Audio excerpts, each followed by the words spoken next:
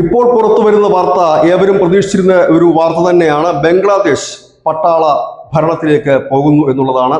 ബംഗ്ലാദേശിന്റെ തലസ്ഥാനമായ ധാക്ക അടക്കം ടാങ്കുകൾ വിന്യസിച്ചു കഴിഞ്ഞിരിക്കുന്നു സൈന്യം. നഗരങ്ങളിലൊക്കെ കവചിത സൈനിക വാഹനങ്ങൾ റോന്തി ചുറ്റുന്നു.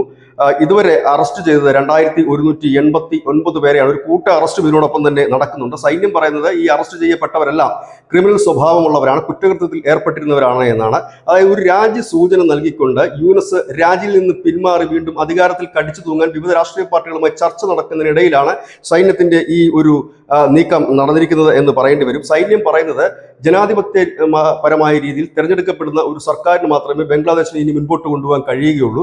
ഏതായാലും ഇപ്പോഴത്തെ അവസ്ഥയിൽ ഒരു ആഭ്യന്തര കലാപത്തിന്റെ എല്ലാ സാധ്യതകളും നിലനിൽക്കുന്നു.